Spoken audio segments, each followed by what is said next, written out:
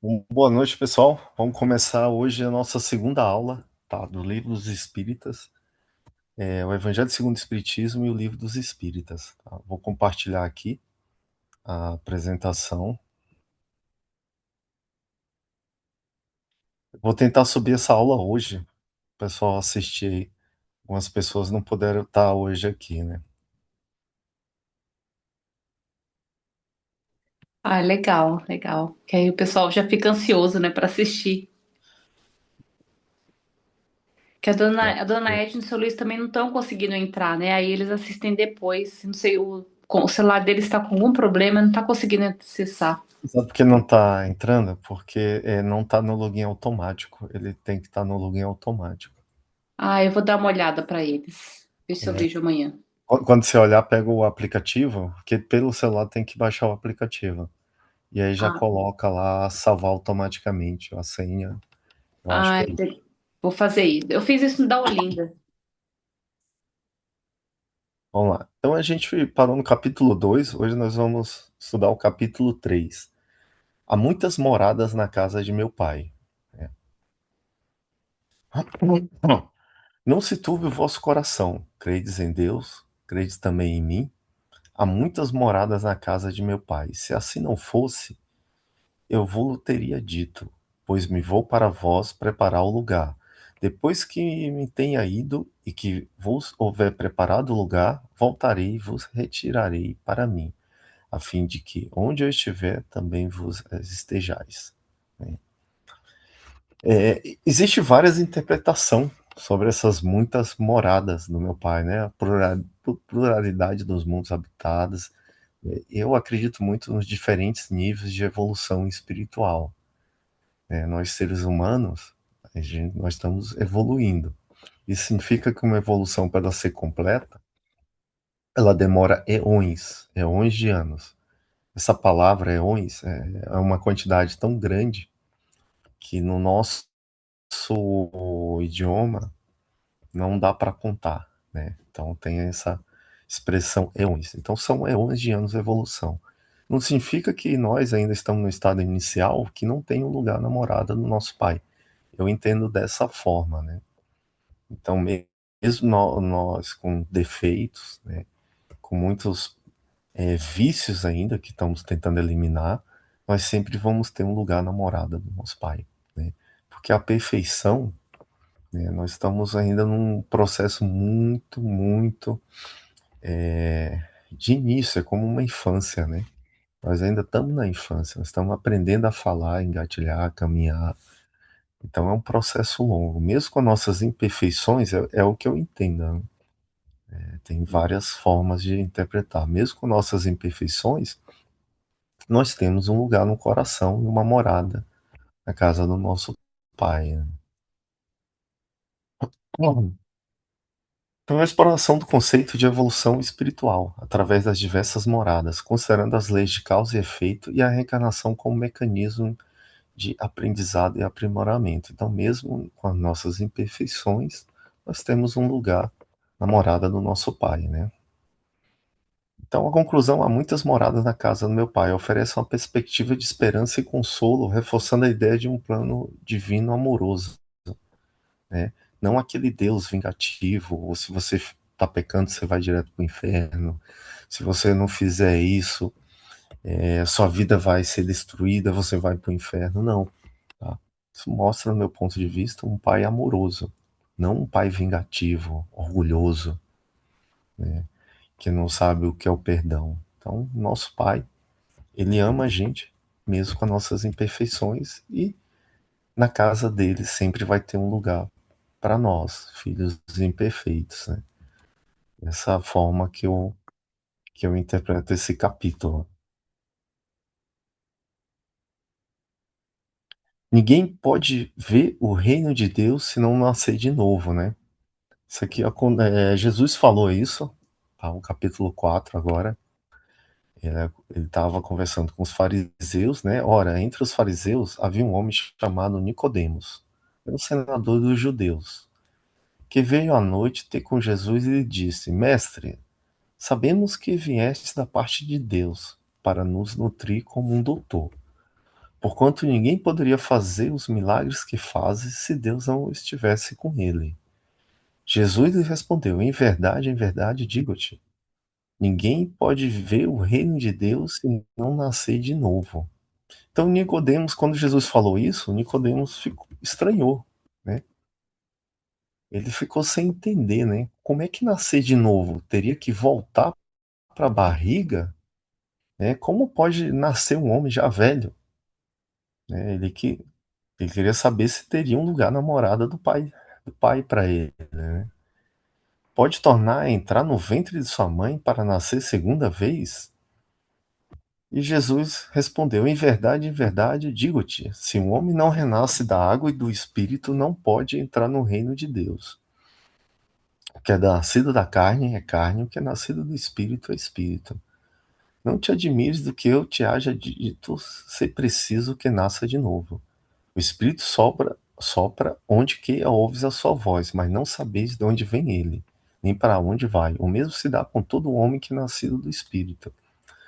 Então, alguns estudiosos eles interpretam isso como uma reencarnação.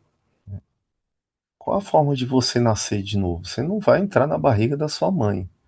Até pela idade dele aqui na foto, a gente vê que ele já é um senhor já de idade, às vezes não tem mais nem mãe. Então, alguns estudiosos interpretam isso como uma reencarnação. Tá?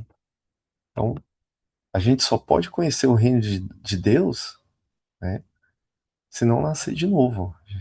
É a reencarnação que vai purificando a gente, vai dando conhecimento. É que nós nascemos com uma pedra bruta e a reencarnação ela vai lapidando, vai deixando uma pedra mais bonita, mais pura, sem vícios, sem defeitos, né?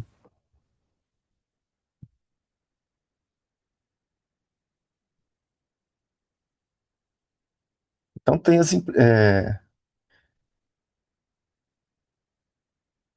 então a reflexão, né, coletiva sobre essa mensagem de nascer de novo. Ela pode ser interpretada de outra forma. Qual a forma de nascer de novo? Às vezes a gente passa por problemas na nossa vida que a gente tem que ser como uma fênix. A gente tem que morrer e nascer de novo, né? Eu interpreto esse meu ponto de pensar seria essas duas formas, a reencarnação e o nascer de novo. Às vezes, muitas vezes na nossa vida, nós temos problema que praticamente nos outra pessoa. Depois desses problemas, dessas depurações, desses conflitos, né? Que a vida sempre aparece pra gente, né? O Heródoto, ele falava que o mesmo homem não pode atravessar o mesmo rio duas vezes, né? Porque você atravessa uma vez, na segunda, quando você vai voltar, né? Aquele homem já mudou. E o rio já mudou também, né? Nós temos sempre mudanças. Então tem a mitologia antiga, ela usa a fênix, né? Ela renasce das cinzas. Então, às vezes, a nossa vida fica tão conturbada, né, com doenças, problemas de família, problemas emocionais, problemas financeiros, que a gente praticamente nasce de novo. Aquele eu, ele acaba morrendo, né? Quando eu falo morrer, a mudança, né? A gente se depura e nasce mais e volta mais equilibrado, né? Mais puro, né? Porque a mitologia, ela diz que para ter a ordem, a gente tem que conhecer o caos. Então, às vezes, na vida da gente vem esse turbilhão, esses problemas, né, do dia a dia, para a gente poder renascer de novo, né? E a gente tem que focar nesses problemas que a gente está passando no dia a dia, que tudo é passageiro. Não existe nada permanente, né? Existe até a piada, né, do ônibus, né? Que é todo mundo é passageiro, menos o motorista e o cobrador. Então, tudo na vida, quando a gente está passando por essas depurações com esses turbilhões, tá? A gente tem que focar, tem que ter fé e focar que aquilo é uma coisa passageira, né? E dali que a gente vai renascer, né? Aquele eu egoísta, ele vai sumindo, né? Quanto mais depurações, que são as depurações? Problemas na nossa vida, né? É o dia a dia. A gente tem problemas no dia a dia, né? E todo mundo tem. A vida ela não veio fácil para ninguém, né? A gente acha que a grama do vizinho sempre é mais bonita, mas a vida, ela veio, né, para a gente ter esses problemas. É através desses problemas do nosso dia a dia que a gente consegue evoluir.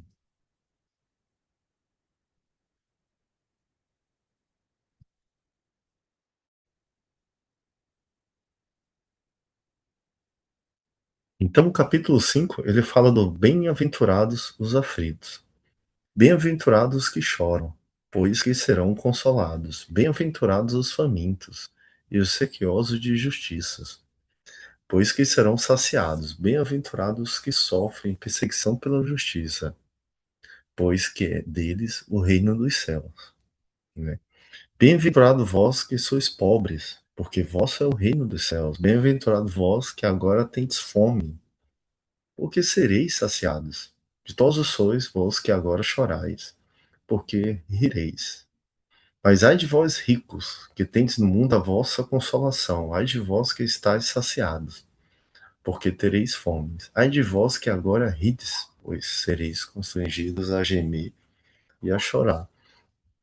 Jesus falava sempre uma linguagem figurativa, né?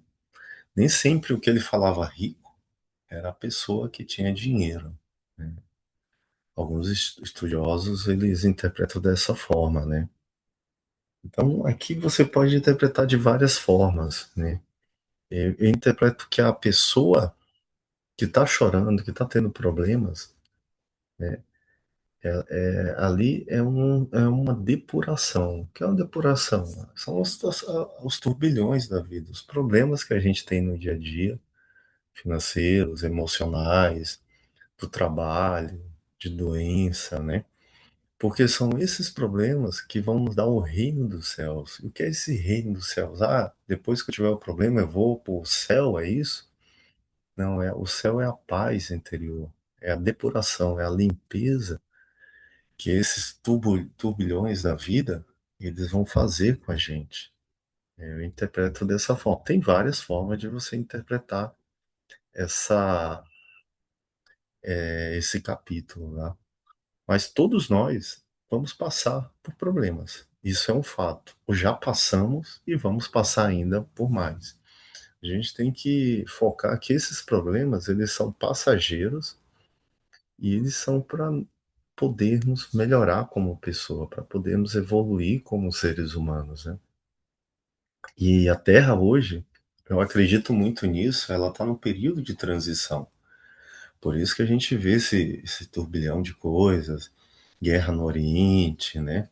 Existe uma nação que que está mudando isso, né? Existe uma, não, duas nações que sempre causaram 80% das guerras do mundo, né? Em qualquer parte do mundo, foram essas duas nações. Eu acredito que logo, logo, isso vai acabar. Tá? Nações que ficam ricos por causa de guerra, tá? Nos novos tempos agora, a nova era, não vai mais existir isso. Então a tendência é essas nações elas sumirem do mapa, né? O poder que elas têm hoje, elas vão entrar em decadência. Então é um período de transição. Tá? Eu acredito muito nisso, assim como os exilados da capela vieram para cá, né, para ajudar a humanidade a evoluir. Hoje vão ter os exilados da Terra, né? As pessoas que já não estão mais, né, sintonizadas com essa energia, que ainda estão na energia de ganhar dinheiro por guerra, de fazer guerra todo dia para vender arma, né? Para lucrar com isso, pela morte das pessoas, elas não vão mais ficar nesse planeta, né? E as nações que ainda estão, né, nessa pegada de vamos fabricar mais para vender mais e vamos criar mais guerras, essas nações elas vão desaparecer, né? Como grandes nações, elas vão perder o poder que elas têm, porque nós estamos em transição. Então essas turbulências, né, é igual aquela frase que o pessoal que navega, né? Mar calmo não faz marinheiro bom. né? Então a gente está nesses problemas internacionais também, e temos também os nossos problemas do dia a dia, né? Então a Eu gente tem. posso, ape- posso só a- fazer então. Pode falar, Daniel. O que eu ando estudando e o que eu ando vendo bastante, que o planeta está entrando agora em regeneração, né? Eles falam que em 2057 é o grande starter, né, de entrar nessa era de regeneração, né? Que é o que você falou mesmo, que era antes de Capela, né? E agora com essa nova, né, com essa nova etapa do planeta, né? Então, acredito que por tudo que eu estou lendo, que eu estou vendo que eles estão colocando, que logo, logo esses espíritos que não têm uma certa evolução, eles já vão ser limados da Terra, eles não vão poder nem reencarnar mais aqui, né? Seria tá indo para outros planetas, igual aquele lá que eu te passei lá do que é o Quiron, né? Aí eu vi o vídeo que você passou, muito legal, gostei bastante, viu? Muito bom. Eu acredito muito Ah, nisso. Então, assim, toda transição, mudança de estágio de, da gente, do planeta, de um país, ele vem com furacões. Quando eu falo furacões, no sentido de guerra, de caos, crises. Então a gente não tem que ter medo disso, né? Isso é sinal que dias melhores estão chegando, né? Eu acredito muito nisso também, Daniel. As pessoas que já estão desencarnando e ela não tem mais a energia do planeta, elas estão indo para mundos muito inferiores, ainda muito primitivos, né? e você viu, né? Que E interessante aquele videozinho, né? muito bom. Adorei sua dica, cara. Muito bom. Eu acredito bastante naquilo. Também. E eu vi que esses espíritos, eles vão para esses mundos e sofrem muito, né? Porque são mundos ainda muito primitivos, muito brutos, né? Mas eles ajudam esses mundos a evoluírem, assim como os de Capela ajudaram a Terra a evoluir, né? Eu só estou comentando isso porque assim, as pessoas ficam muito com medo, o mundo vai se acabar, vai ter guerra, tal, as nações estão se matando. Na verdade, como eu te falei, existem duas nações que provocam 80% das guerras do mundo, em qualquer continente, para ganhar dinheiro. E a Terra já não tem a energia para esse tipo de energia baixa para esse tipo de pessoas e nações, né? Então, eu acredito que vai ter uma mudança muito no eixo. As grandes nações, né, que não estão mais adequadas com essa nova evolução, elas vão cair, vão diminuir a influência, vão sumir, né, e outras nações vão aparecer. Eu acredito muito no Brasil também, né, o Dom Bosco já falava isso, né, que o Brasil seria uma grande nação. Alguns monges tibetanos também, há, há muitas décadas atrás, falavam isso, né. Então vai surgir outras nações. E essas nações, elas não vão surgir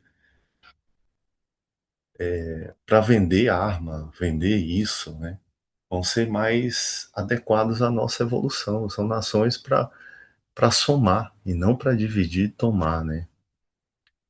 Então, assim, a gente vai ter momentos de turbulências, né? Vão aparecer crises, talvez uma terceira guerra mundial, né? Mas tudo isso é para depurar o planeta Terra, né? E expulsar essa energia que não é mais adequada no nosso planeta. Então, nesses momentos, a gente só tem que ter calma e acreditar que dias melhores vão chegar, né?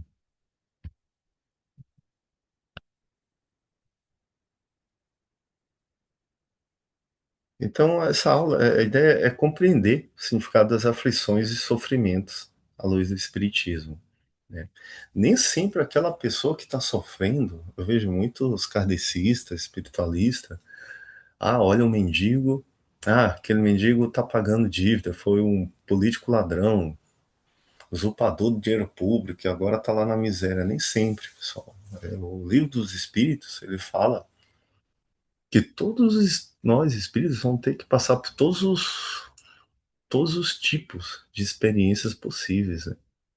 Então eu acredito nem sempre aquela pessoa, o morador de rua que está lá passando fome, que não tem casa, ele está pagando alguma coisa. Às vezes ele está aprendendo, tá? Eu li um livro do Chico Xavier, que aí tinha um espírito de luz ensinando a outro espírito, né? E aí eles passam, e aí o espírito que estava aprendendo pergunta: ó, eu tenho um mendigo ali na rua, esse cara deve ter feito muita coisa errada, né? E aí o espírito de luz falou para ele: não, esse é um espírito de luz que está aí, tá? Ele pediu para reencarnar como mendigo porque ele não teve essa experiência, ele queria entender e aprender, né? A gente só aprende com a experiência. Eu posso chegar aqui e falar: olha, passar fome, ler um livro, ter experiência de passar fome e colocar as sensações, mas ele só vai entrar no meu espírito, né, na minha essência, quando eu passar fome, né? A experiência que traz o aprendizado, né? Eu acredito muito nisso, tá? Eu já dei aula para cursos de eletricista e eles queriam só passar cabo, e eu falava para ele, para os alunos: olha, vocês vão ser só um passador de cabo. Vocês têm que aprender o cálculo também, o dimensionamento. Vocês vão ser passadores de cabo e serial killers. Porque se você dimensiona um disjuntor errado, uma seção do cabo errado, que chama de bitola, né, você vai provocar um curto-circuito, um incêndio, vai matar pessoas. Então você tem que ter a parte teórica também, não é só a prática. E na engenharia, quando eu dava aula, eu falava a mesma coisa. O engenheiro ele só quer a parte teórica, ele não quer a parte prática. E na visão kardecista, a gente só aprende com a nossa experiência, passando por aquilo, né? Então, às vezes, a gente vê espíritos passando por depurações, às vezes não é para nós mesmos, às vezes a gente acha assim: ah, eu estou pagando meus pecados. Não, é uma forma de evoluir. A gente só evolui na dor, tá? Isso é um fato, né? Então, a gente tem que analisar esses problemas que a gente tem no dia a dia, às vezes não é pelo nosso karma, é para nós podermos mudar de série, né? As séries vão ficando mais difíceis. Você passa da terceira, a quarta, a quinta série. Então, as provas são os problemas no nosso dia a dia. E outra coisa que eu li é Como se tornar extraordinário o livro. Até comentei com vocês no livro, que é muito bom. Ele fala o seguinte: nós emitimos um campo eletromagnético. Nosso, nossa aura, né? A gente chama aura, espírito, perispírito, né? O termo muda, mas o significado é o mesmo. A gente emite um campo eletromagnético. Só que quanto mais nós nos preocupamos com o nosso problema do dia a dia, tá? As nossas aflições, né? Nossos problemas financeiros, de trabalho, de emocionais, mais o campo que nós emitimos, que é uma aura, ele fica com menos luz, tá? Então o campo ele influencia muito, a questão da nossa preocupação influenciando o nosso campo. E aí a gente para de emitir luz, tá? E começa a adoecer. E aí o perispírito adoece, que passa para o corpo, né? A gente já não tem mais aquele, digamos, aquela luz divina. Então a gente tem que ter muito cuidado com as nossas preocupações para não afetar a nossa luz divina, tá? Isso influencia muito na nossa aura. E a gente sabe que uma aura escura, né, ela, ela acaba adoecendo o nosso corpo e o nosso espírito também, né? Então a gente tem que ter muito cuidado. Às vezes a gente não adoece só por causa do ódio, né, das preocupações, tá? E a medicina hoje, né, ela já evoluiu bastante. A gente sabe que é uma preocupação, ela pode causar uma gastrite, que evolui para uma úlcera. Então, isso pode refletir na nossa saúde, né? A nossa saúde, eu falo que a doença é como sensores. Ela está apitando. Tá com gastrite? Pode ser Pode ser N coisas, só que a gente tem que viajar dentro, introspecção nossa. Ou tô muito preocupado. Então pode ser a gastrite. Ah, se eu tomar remédio cura, alivia a dor, né? Mas a raiz do problema é a preocupação. Quantas sessões de funestas disputas se teriam evitado com um pouco de moderação? Quantas doenças e enfermidades decorrem da intemperança e dos excessos de todo gênero? Então, essas preocupações, essas emoções, elas causam doenças na gente, elas causam enfermidades. A gente tem que ter muito cuidado em tentar neutralizar isso. É fácil? Não, não é fácil. Mas se todo dia a gente tentar, a gente vai conseguir chegar no nosso objetivo. Quantos pais são infelizes com seus filhos porque não lhes combateram desde o princípio as más tendências? A gente sempre fala que as pessoas acham que tem os filósofos franceses que dizia que o homem nasce a ser puro, é a sociedade que desvia, né? Eu acho que essas pessoas nunca tiveram filhos. Eu tenho uma filha e assim eu vejo as imperfeições e as tendências, né? E nós pais somos pais, mães, pais, somos totalmente culpados se a gente não tentar, pelo menos, podar essas imperfeições, né? Uma criança é um espírito antigo no corpo jovem, né? Então a gente tem que. E eu vejo hoje muitos pais alimentando essas imperfeições, né? Crianças orgulhosas, mandonas, e os pais alimentam, tá? Isso é uma falha muito nossa. Quando nós recebemos um espírito, a nossa missão é melhorar ele. Nem sempre a gente vai conseguir melhorar 100%. Às vezes vem muito bruto. Mas nós somos responsáveis pelas ações dessa criança. Tá? Por fraqueza ou indiferença, deixaram que nele se desenvolvesse os germes do orgulho, do egoísmo, da vaidade, né? Então, eu vejo isso muito no meu dia a dia, né? Tem muitos pais que,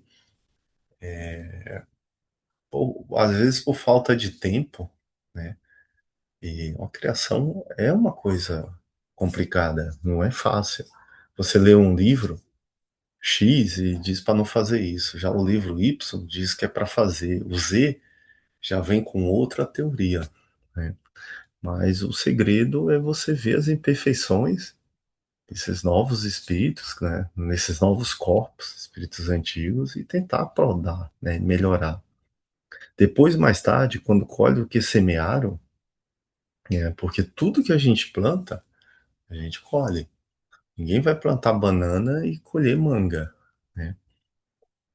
Admiram-se e se aflige da falta de diferenças que são tratados e da ingratidão deles. Então eu vejo muito isso aí, né? O pessoal diz que a geração Z, né, foi muito influenciada por isso. Vinde a mim, todos que estáis aflitos e sobrecarregados, que eu vos aliviarei.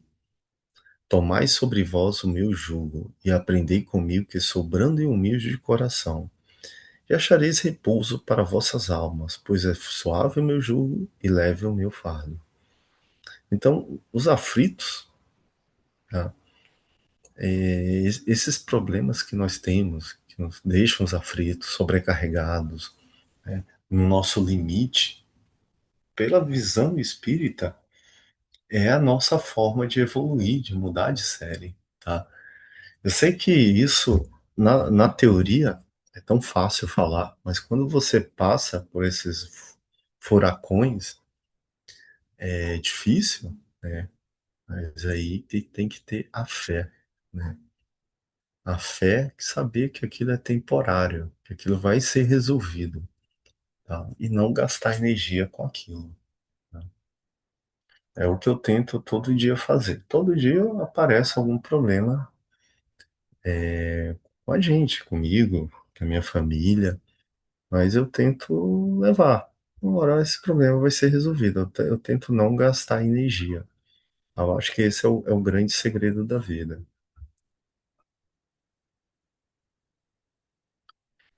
Só observação, né? O que eu julgo, né? É uma palavra que não se usa muito, tá? Eu botei uma foto aqui, né? Então é mais ou menos isso aqui que às vezes a gente é. Nós só bota um jogo e é pesado e a gente é arrastado na, naquela linha ali, né? Você falou Mas sobre a fé, acho que a gente só tem que tomar um cuidado. No Espiritismo nós temos duas fés, né? A fé cega e a fé raciocinada, né? A gente tem que tomar muito cuidado com a fé cega. É aquele de esperar que venha de fora para dentro.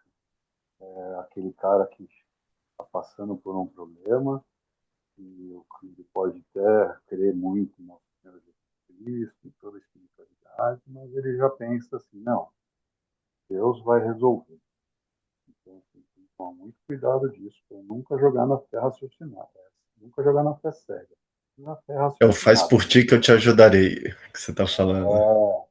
É, uma coisa diferente é de, tipo, me ajude a passar, faça isso para mim. Outra coisa é o senhor estará junto comigo quando eu passar por essa dificuldade. Então, uma é a fé raciocinada, é aquela que você pede a força para um Cristo, para a pessoa que você está botando aquela fé, para ele passar com você, e outra coisa é você esperar que ele faça um milagre. O faça por ti que eu te ajudarei, né? Tem essa expressão aí, né? Que Dê o primeiro já passo. foi. É, eu vejo outro tipo de fé, que é aquela pessoa assim que fala, eu tenho fé em Deus, mas você vê que a pessoa não tá tendo, tá abatida, tá doente. Não, as coisas vão melhorar, mas fala da boca para fora, né? E a gente estuda aí que o pensamento, ele é muito importante, mas os pensamentos sem a emoção, sem o acreditar, ele não vale nada, né? Você tem que pensar e acreditar e sentir.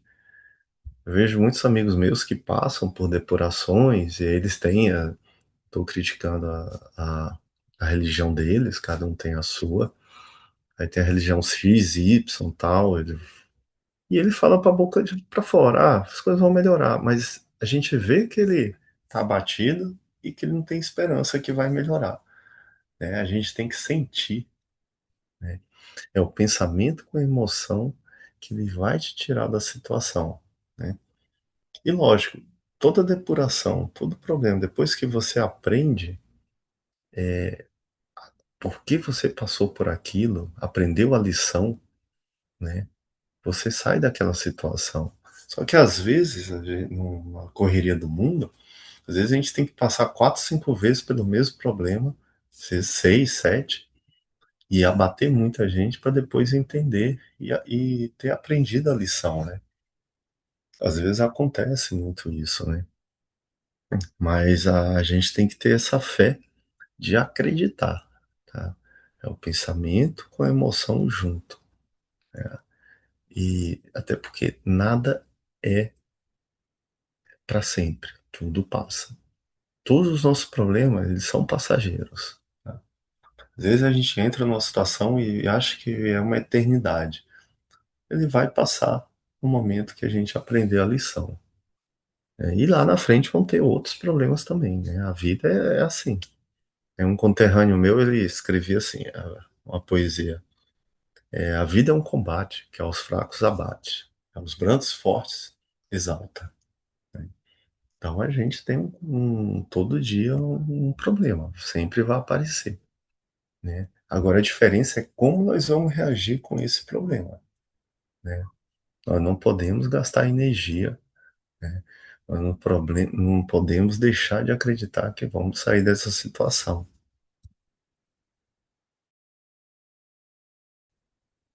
Então, explicando aqui o jugo, né? Ele vem do hebraico antigo, né? É usado figurativamente para a severa escravidão ou aflição, né? Então a gente vê essa palavra mais no Novo Testamento e no Antigo, né? Se me amais, guardai os meus mandamentos, e eu rogarei a meu Pai, e a ele vos enviará outro consolador, a fim de que fique eternamente convosco, o Espírito de verdade, que o mundo não pode receber, porque não o vê e absolutamente não o conhece. Mas quanto a vós conheceis, porque ficará convosco e estará em vós. Porém, um consolador, que é o Santo Espírito que meu Pai enviará em meu nome, vos ensinará todas as coisas e vos fará recordar tudo o que vos tenho dito. Né? É o Consolador prometido. Né? Muitos estudiosos kardecistas eles dizem que o Consolador é a doutrina espírita. Né? Que naquele momento ainda, naquela evolução da humanidade, a humanidade ainda não estava tão evoluída para poder entender, mas que ia chegar o momento, do Consolador. E a gente, até porque nós chegamos no momento que antigamente o lema da Igreja Católica era obedecer para crer. Né? Primeiro você obedece, e aí você vai crer. Hoje, esse lema ele já não digamos, as pessoas já não seguiriam esse lema. Né? As pessoas hoje se perguntariam por que tem miséria? Por que tem rico? Por que tem gente pobre? Por que tem gente com saúde? Por que tem gente doente? Por que tem gente cega, surda? Tem gente que mora na rua, né? Então, aquilo obedecer para crer, o grau de evolução que hoje chegamos, as pessoas já não seguiriam esse lema, né? Então, veio o Consolador para explicar, né? E, além da explicação, ele acalma, né? Quando você entende a explicação do porquê, né, isso te dá calma, te dá paz de espírito, te dá força para continuar, né? Então, alguns estudiosos colocam o Consolador como a doutrina espírita, né?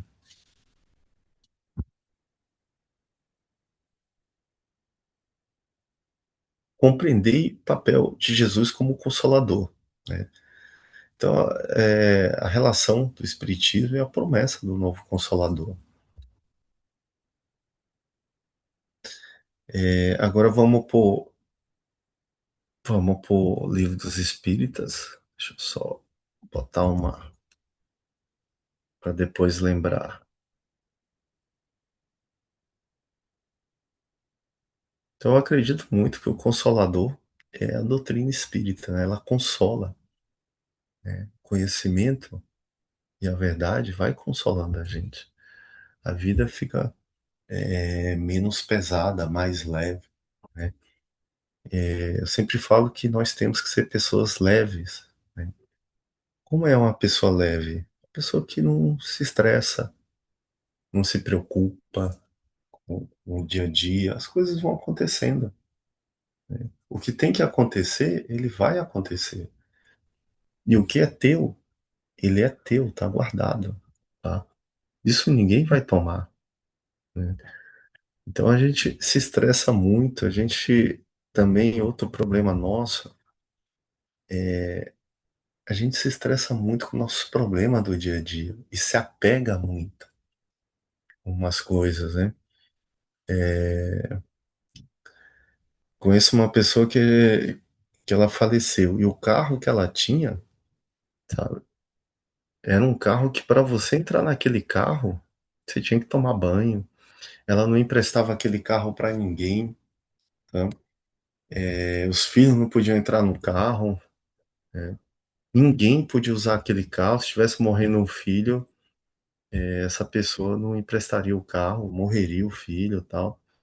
Essa pessoa morreu, o que aconteceu com o carro? O carro quase novo foi praticamente dado, vendido a um preço de banana, né? A gente se apega muito a algumas coisas que não vale a pena se apegar, né? A gente tem que ter essa ideia na cabeça que nós estamos de passagem. Sempre fala, é como um mochileiro. A gente tem que pensar como um mochileiro fazendo um mochilão, tá? A gente tem que ter esse desapego no nosso dia a dia. Desapego à nossa casa, ao nosso carro, a nossos bens materiais, né? Porque são coisas que a gente não consegue levar. quando desencarna. A gente só vai levar o nosso conhecimento, que nós aprendemos. Deixa eu compartilhar aqui o Livro dos Espíritos. Então, vamos aqui para o capítulo, aula 3, capítulo 3 da criação. Em relação à formação dos mundos, Kardec explica que elas são criadas por meio de processos naturais e progressivos. Ele descreve que a matéria primitiva passa por uma transformação gradual, evoluindo de um estado mais rudimentar para a forma mais complexa. Essa transformação ocorre por meio de leis naturais, né, estabelecida por Deus. O que significa isso? Que o nosso planeta levou milhões, bilhões de anos para ser construído. Ah, então a Bíblia fala em 7 dias, então tá errado. O que Kardec está falando é contra o Antigo Testamento. E a gente tem que ver que essas escrituras antigas, elas tinham uma linguagem figurativa, né? Esses 7 dias podem ser 7 eras, 7 eões, né? E as pessoas interpretaram como 7 dias, tá? Então, a nossa evolução na Terra, o nosso planeta Terra, ele demorou bilhões de anos, milhões de anos para evoluir. Podemos conhecer o mundo? Aí Kardec pergunta: podemos conhecer o modo de formação dos mundos? Como cientista, o Kardec é curioso por esses temas, né? E o Espírito da Verdade diz: tudo o que a esse respeito se pode dizer e podeis compreender é que os mundos se formam pela condensação da matéria disseminada no espaço, né?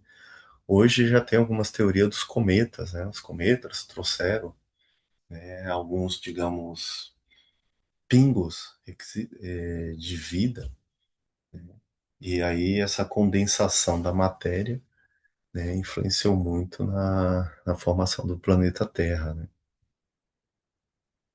E aí o Kardec pergunta: de onde vieram para a Terra os seres vivos? A Terra ali continha os germes que aguardavam o momento favorável para se desenvolverem. Os princípios orgânicos se congregaram desde que cessou a atuação da força que os mantinha afastados e formaram os germes de todos os seres vivos, né? Então aqui já tinha, digamos, plantado os germes. É isso, só faltava o princípio ativo ativar eles, né? Para que fossem se desenvolvendo. Aí ele pergunta sobre, porque na Bíblia fala do Adão, né? Adão e Eva, né? A espécie humana começou com um único homem? Não, aquele que chamar de Adão não foi o primeiro nem o único a povoar a terra. Tá? Ah, isso vai contra o Antigo Testamento? A gente tem que ver as figuras, são figuras decorativas, né? Simbólicas, subjetivas que se fala, né? De onde provém as diferenças físicas e morais que distinguem as raças humanas? Então, por que existe negros, asiáticos, brancos, gente de cabelo ruivo, loiro, preto, né, os olhos também? E aí ele pergunta isso, e o espírito responde: do clima, da vida e dos costumes, né? O que se dá com dois filhos de uma mesma mãe, que educados longe um do outro de modo diferente, em nada se assemelharão quanto ao moral, né? Cada pessoa tem a sua personalidade. Eu vejo às vezes irmãos que são totalmente diferentes, receberam a mesma educação, tinham o mesmo pai, a mesma mãe, mas cada espírito ele reage de uma forma diferente, até porque nós somos espíritos antigos que trouxemos vícios, imperfeições de outras vidas para essa, né? E um pai e uma mãe não conseguem podar tudo, né? A ideia é diminuir o máximo possível. Então, o espírito ele já vem com a formação, né, no corpo de uma criança. Então, ele fala que essas diferenças de clima, né, tem a teoria dos asiáticos do olho puxado por causa do vento, do frio, né, das regiões que eles moravam. E aí o olho teve que se adaptar por causa desse clima, né? Eu estava lendo uma reportagem que eu acho que é nas Filipinas. Não, não, acho que é nas Filipinas. Tem uma tribo de mergulhadores que eles já estão lá há séculos. E eles mergulham, vivem casas em cima do oceano, e eles mergulham profundo para pescar. Então, esse pessoal dessas tribos, eles já têm o corpo totalmente adaptado, né? O organismo se adaptou a mergulhar e ficar mais tempo dentro da água do que nós. Então, por exemplo, se ele fica lá 2x, nós só vamos conseguir ficar 1x. Já foi uma mudança, né? Que foi passando de geração para geração. Acredito que é mais ou menos isso que o espírito de luz explicou para Kardec, né?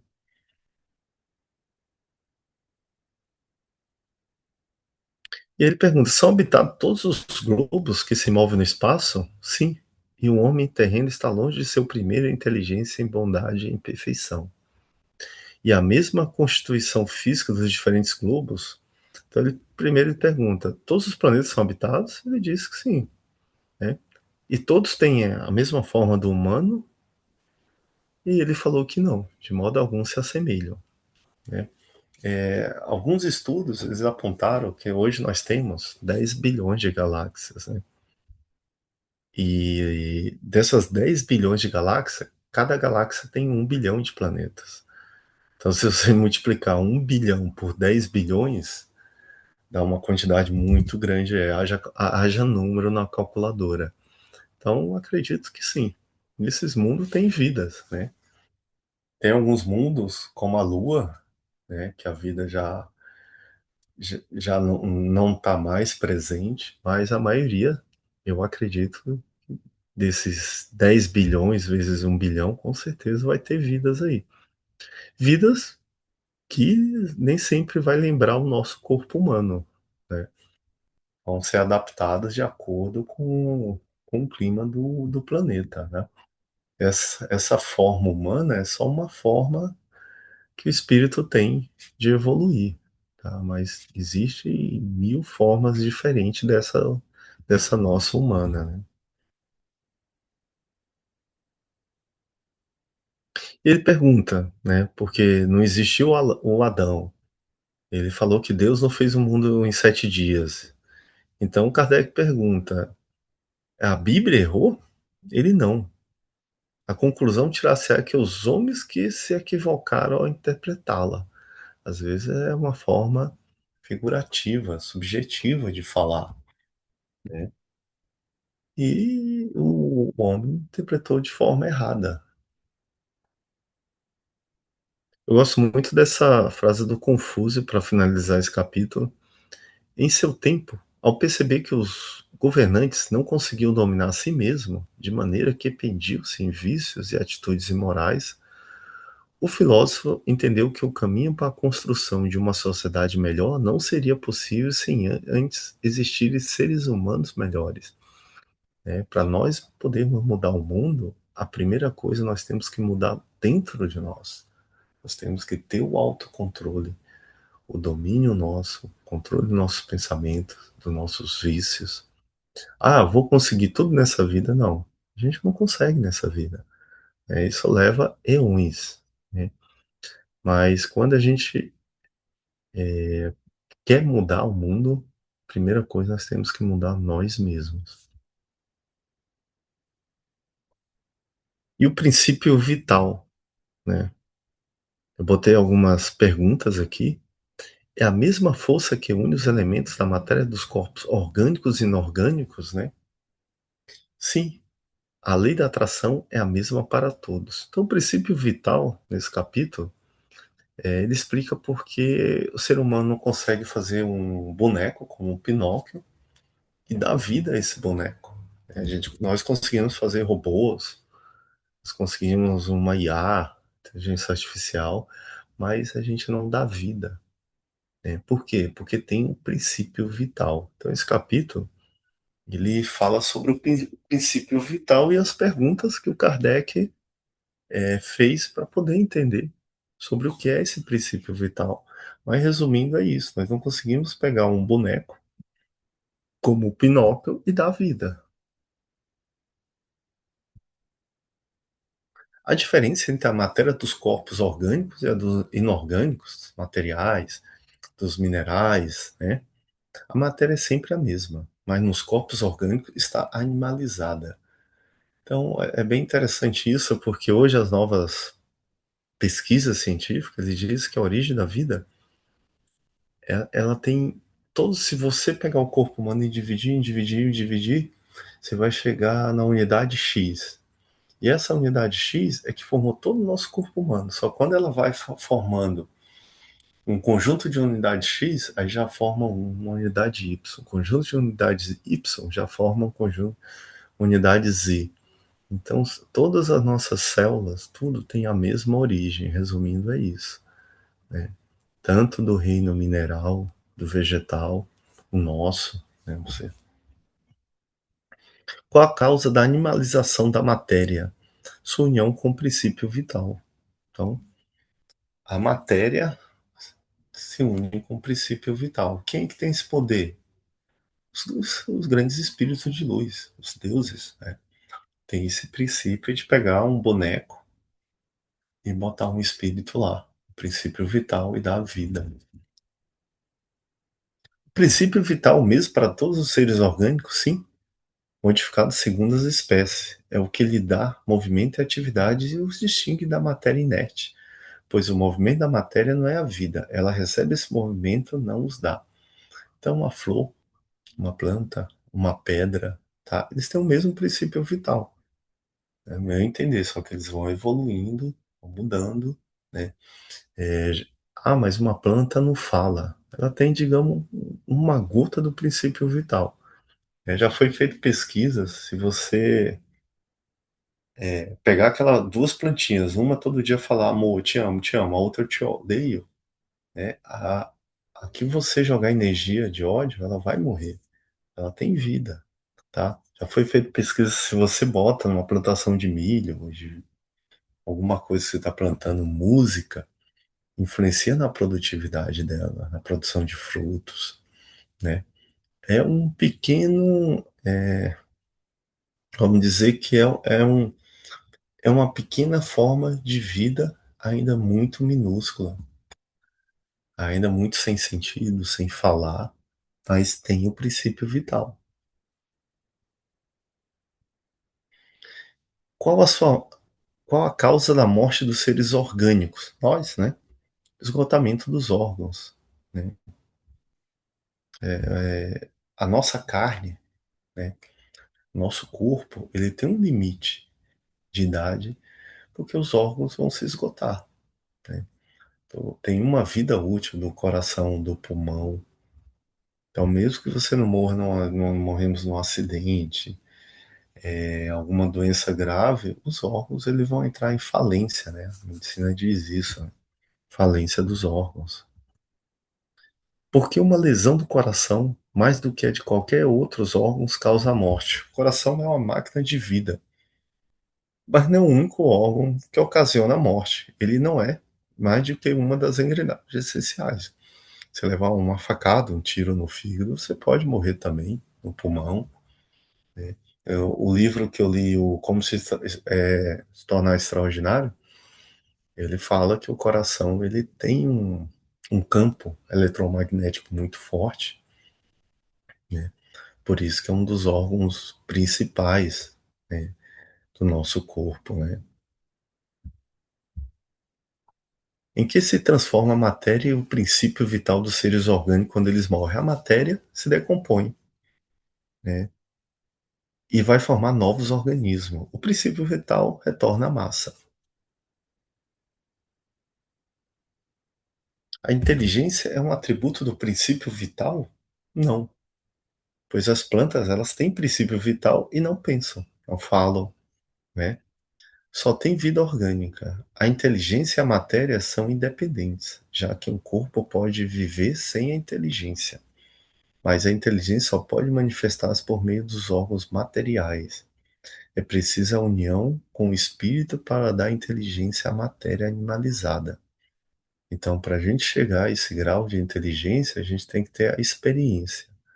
E a experiência ela vem com a união do corpo com o espírito.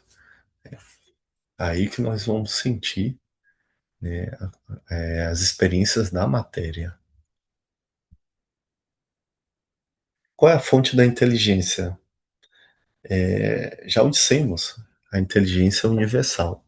É bem interessante, esses dias eu li uma matéria do Tesla. Né? O Tesla, tudo que nós temos hoje de evolução da energia vem do Tesla. Né? Nós temos energia elétrica, nós temos hidrelétricas, foi o Tesla, motores, geradores, né? E é interessante que ele falava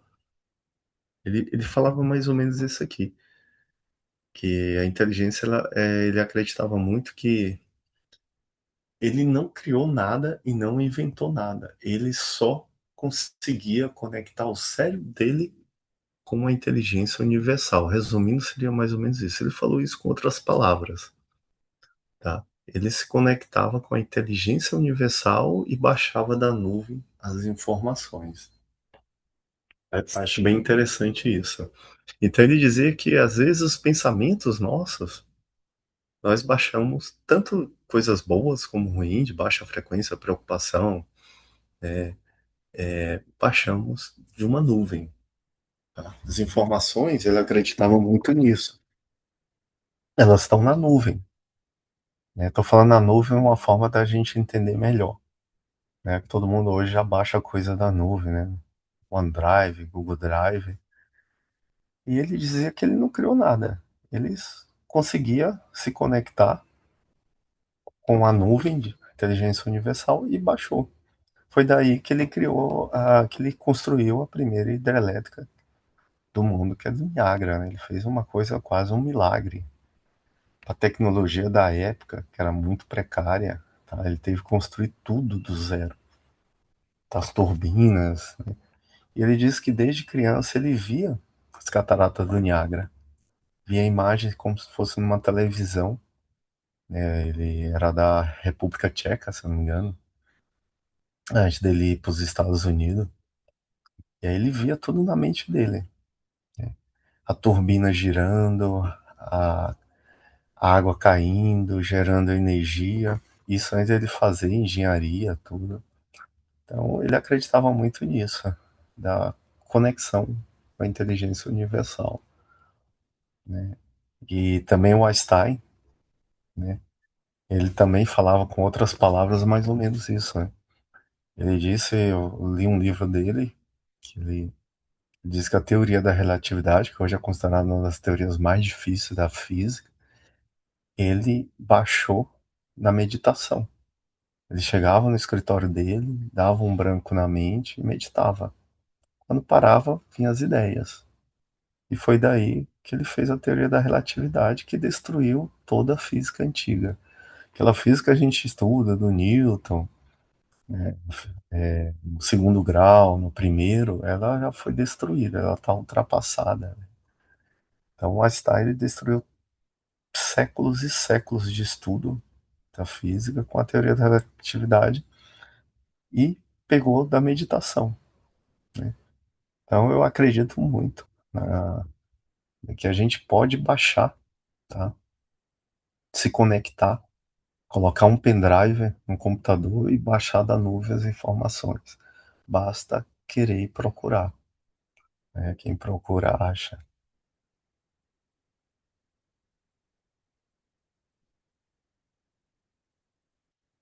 Da vida espírita.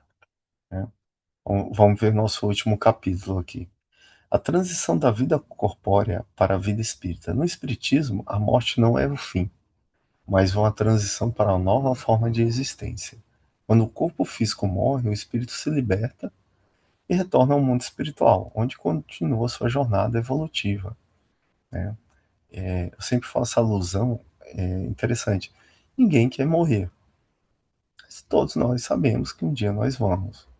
E a gente sofre muito quando tem uma pessoa que é muito ligada com a gente, né?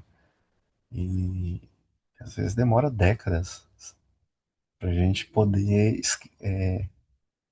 digamos, esquecer um pouco, né, essas perdas, né? Demora anos.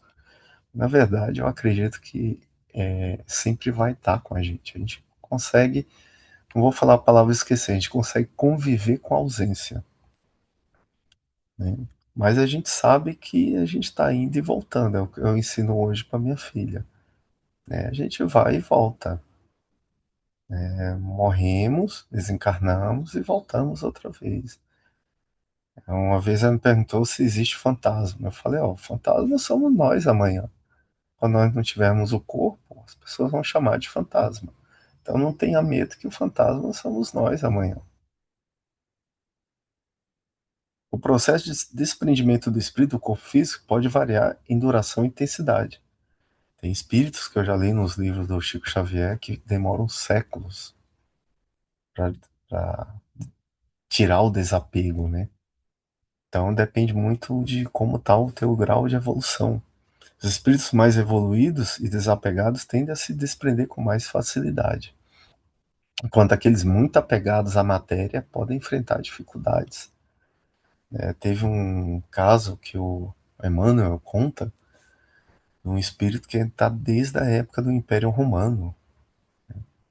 Ele foi uma grande figura do Império Romano e até o Chico Xavier escreveu ali na década de 80 e até a 1980 ele estava circulando. Então, esse desapego ajuda muito na hora de desencarnar e o estado evolutivo da pessoa, né? No mundo espiritual, os espíritos continuam a se ocupar com diversas atividades, de acordo com seu grau de evolução e suas inclinações. Eles podem estudar, trabalhar, ajudar, influenciar. Tem um livro muito conhecido, né, do André Luiz, que fala do nosso lar, são as colônias, né? A gente continua vivendo nossa vida normal, né? Depois de desencarnado, né? Ah, mas algumas religiões pregam o céu eterno, aí a gente vai descansar eternamente. Isso é totalmente contra os princípios kardecistas. A gente sempre está evoluindo, né? Descansar eternamente, a gente ia ficar eternamente entediado, né? Eu adoro tirar férias, mas se eu fico 3 meses, 4 meses parado, eu já fico um tédio doido, né? A gente sempre está evoluindo, né? Às vezes é uma interpretação errada das escrituras, né? Esse céu eterno, descansando. E se é uma pessoa que ela queria morrer e começava com a cabeça de doente, queria ficar doente, doente, porque ela queria o céu eterno. Ela achou que chegando lá no céu ia ter um mordomo, todo dia ia tomar espumante, aí ia pegar sol, depois ia pra piscina, e aí depois chamava o mordomo, depois gritava com a empregada, né? Então às vezes a gente vê o grau de evolução de algumas pessoas achando que vai ter um mordomo lá no céu e vai mandar e tomar espumante, pegar sol de biquíni e tomar banho na piscina, né? Então a gente continua fazendo as mesmas coisas aqui, evoluindo, né?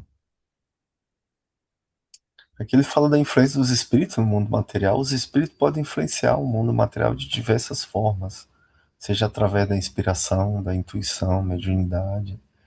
Na verdade, eu li um livro do Chico Xavier também, que o espírito falava que a gente nem imagina quanto nós somos influenciados. Obras de arte, pintura, música, tá? Nós somos influenciados o tempo todo, né?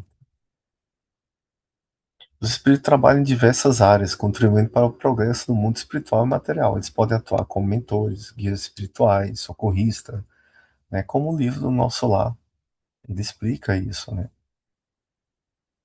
Os espíritos colhem os frutos de suas ações passadas, de acordo com a lei de causa e efeito. Eles enfrentam as consequências de seus atos. Então, nós vamos colher o que nós vamos plantar, né? Então, às vezes a gente tem um problema do karma, da causa e efeito, pelo que nós plantamos. Os espíritos planejam suas futuras encarnações, escolhendo as provas e expiações que enfrentarão. Muitas coisas que acontecem hoje com a gente, nós escolhemos antes de reencarnar. O tipo de doença, como vai ser a morte, algum tipo de fatalidade, algum tipo de violência que vai acontecer na sua vida, né? Eu já li alguns livros do Chico Xavier que ele explica que alguns pediram para no final da vida ter câncer. Então, muitas coisas somos nós que planejamos. Esse planejamento é feito com a orientação de espíritos superiores e leva em consideração, tem que ter a aprovação deles. Quem nós vamos casar, quantos filhos, quem vão ser nossos filhos, tá? Isso já são tudo planejado antes do nosso encarnação.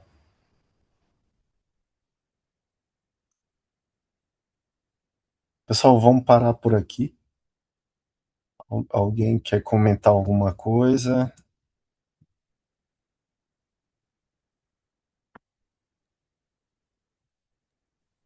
Acho que está bem explicado.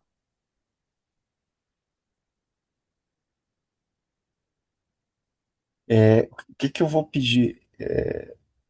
Eu separei um resumo, mais ou menos, desses dois livros, mas eu sempre falo, a informação ela é melhor quando você bebe da fonte, então eu sempre recomendo. A próxima aula nossa vai ser daqui 15 dias. A gente deu 3 capítulos. Tenta ler todo dia 3 páginas, 4 páginas, 5 páginas. Se você não tem um hábito de leitura, tenta começar com 4, 5 páginas de dormir. É muito importante, a gente buscar informação direto da fonte, né?